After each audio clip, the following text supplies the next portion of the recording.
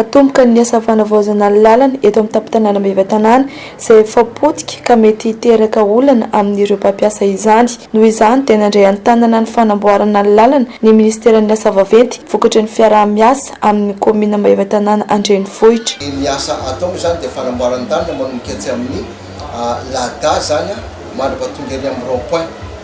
Dia faharoa izany dia eo amin'ny salle d'œuvre matao pavé zany mandrapatonga ny amin'ny midina mandeha mandrapatonga ny amin'ny marivavy eny zany. Marina moa zany fa tsy hoe rakofana tanteraka iny lalana iny fa ilay lavadavaka zany no tapenana araka an'izay velona fa azo atao amin'ilay izy. Zany hoe tapena izy kanefa kosa mba mafy tsara ilay tampona atao amin'ilay izy zany. Tanjona moa zany dia ny fampandrosoana ny tanàna ihany satria iarahantsika malala fa anisan'ny endriky ny tanàna dia ny lalana. Ninona ny fotodrafitra asa teo tampon tanàna eto raha vao ny lalana ao anaty tanàna no ratsy zany tsy atao hoe mandeha ila ihany ilay fampandrosoana. Marina fa mahatra roa volana eo ny faharetan'ny fanamboarana izany izay totoisain'ny orinasa Kambana.